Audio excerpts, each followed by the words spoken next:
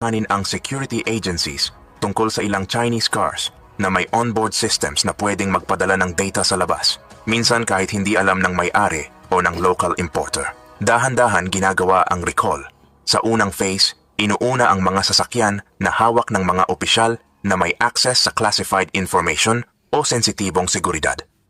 Bago tayo magsimula, ay hihingi lang sana ako ng isang like at subscribe para sa video na ito. Malaking tulong na ito sa aming mga content creator. Maraming salamat po.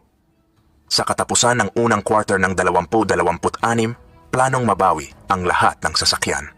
Sa kasalukuyan, tinatayang 700 units ang apektado, karamihan ay Chery Tiggo 8 Pro models. Ang mga sasakyang ito ay na-assign sa mga opisyal na may malalaking pamilya dahil sa 7 taong bata na kapasidad nito. Ayon sa Israeli officials, ang ilang Chinese vehicles ay may cameras, microphones, sensors at connectivity systems